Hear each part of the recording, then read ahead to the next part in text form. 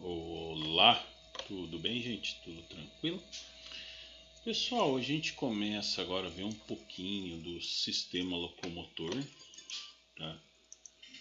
Dessa função, né, que faz toda a movimentação do organismo humano. E ele é formado pelos ossos, articulações, músculo esquelético e representa essa integração que ocorre entre o sistema esquelético e o sistema muscular. O sistema locomotor como um todo ele é responsável pela sustentação do corpo, pela locomoção do corpo e pela movimentação do corpo. Tá? Com isso, ele tem esses sistemas integrados. Com ele, o sistema esquelético, né? Que tem toda a função de suportar, fazer a sustentação do corpo, proteção dos órgãos internos, armazenar minerais, né? Como os íons de cálcio e produzir as células sanguíneas que são produzidas na medula óssea. Tá? O esqueleto ele é constituído por diversos ossos, cerca de 206 ossos maiores, né, no nosso corpo, com as cartilagens, tendões e ligamentos. O crânio é uma das estruturas mais complexas do esqueleto, né, porque devido à sua orientação, devido à sua constituição. E a coluna vertebral faz a sustentação ao corpo. Tá? Ela é formada pelas vértebras que se alternam com discos intervertebrais para permitir o choque, né? Na caminhada, na corrida, nos exercícios, na movimentação, para não ficar os ossos batendo um no outro. Né? Por isso que nós temos os ligamentos e esses discos que fazem esse amortecimento. E com isso ele é dividido em dois grandes grupos ósseos. O que a gente chama de esqueleto axial, né? Que é constituído pelos ossos da cabeça e da coluna vertebral, e o esqueleto apendicular, que é constituído pelos ossos dos braços e pernas. E aí com isso ele se divide, né? No crânio, mandíbula, na clavícula, no manúbrio, que é o osso aqui logo abaixo da clavícula, na escápula, no externo, no húmero, na ulna, no rádio, que são os ossos do antebraço. Aí você tem as costelas, né, que formam todo o sistema esquelético junto. E na linha da cintura, a cintura pélvica.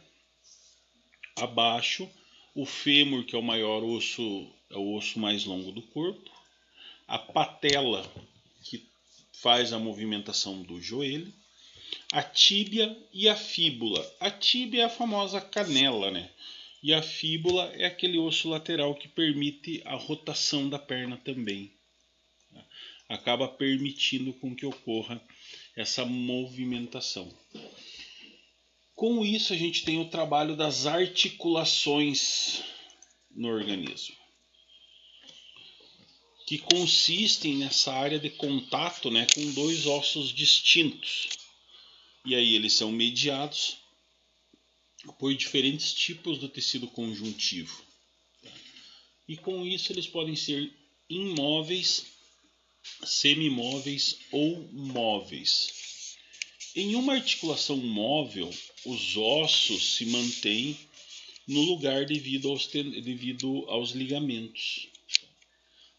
Esses cordões existentes, né, que são constituídos por um tecido conjuntivo fibroso, e mantém todos os ossos no local e resistem à tensão, tá? E acabam resistindo a essa tensão que é colocada no organismo. Com essa constituição que ocorre no organismo, além dos ligamentos e dos tendões, o esqueleto é responsável por dar a forma do corpo, né, e sustentar o corpo. Então, protegendo os órgãos internos, ele atua junto com o sistema muscular e articular, permitindo essa movimentação. Mais uma função super importante é a produção das células sanguíneas, né, lá na medula óssea, e armazenamento de sais minerais como cálcio, né, ou íons de cálcio. O osso ele é uma estrutura viva, tá? Ele é um tecido vivo, ele é formado por tecido ósseo, por células muito próximas, muito justapostas, muito resistente e dinâmico, tá? Porque ele tem a capacidade de se regenerar quando sofre uma fratura.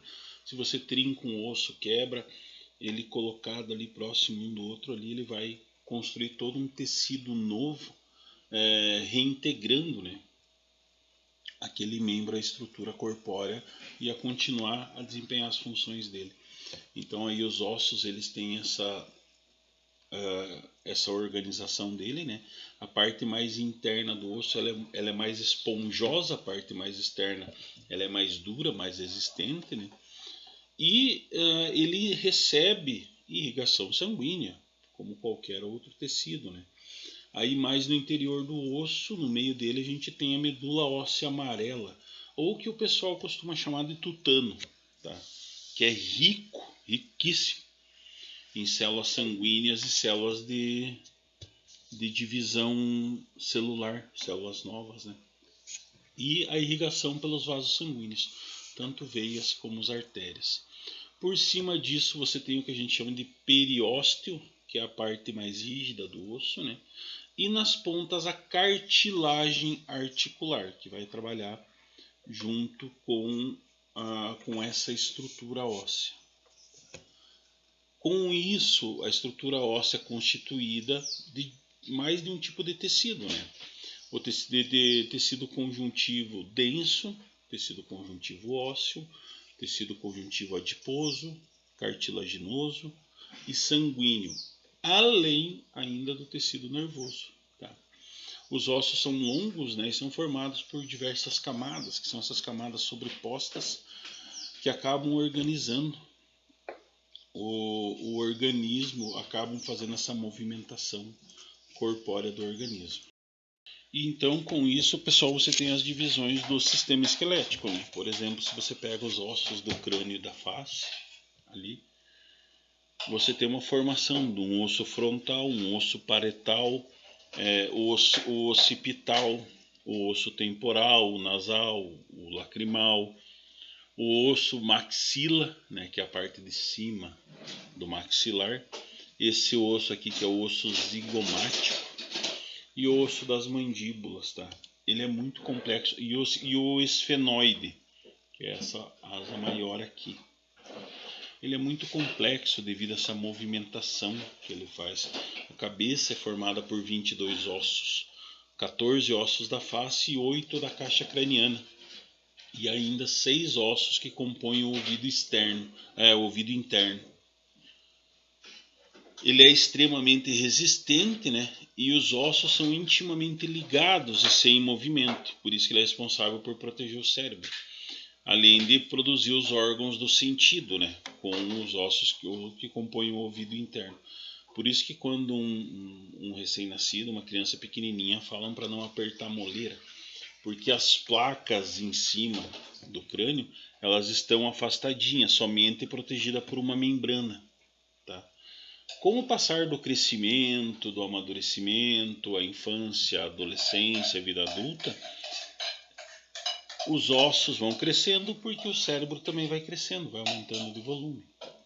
E aí ele chega a esse ponto, né, que ele cola toda essa estrutura. Então, por isso, quando crianças são pequenas é mais perigoso, né? Por isso que é comum terem a cabeça maior do que o corpo, porque o cérebro ocupa muito espaço, né? Então, por isso que é comum acontecer isso daí. E depois a gente tem a coluna vertebral, né? Que faz parte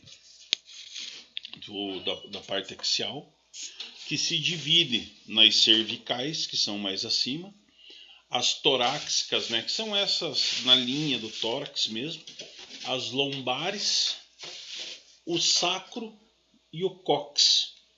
Tá? O cóccix, que se você quebrar e fraturar, você não pode engessar, né? Você não vai andar com gesso em torno da cintura. Então a coluna ela é formada por vértebras que são ligadas entre si por articulações, tá? O que torna a coluna flexível, porque permite a gente se virar de lado, deitar, se curvar. Então ele ela possui essa curvatura que auxilia a equilibrar o corpo e amortece os choques, né, no movimento. Por isso que ele tem essas articulações, esses discos intercostais para amortecer. É como se fosse um tênis com amortecedor de gel, tá? Mas um gel muito melhor, bem melhor. Tá? E aí com isso faz essa organização do corpo. É constituída por 24 vértebras, né, independentes. 9 delas estão fundidas, porque aí você tem as que precisam ficar juntas, né?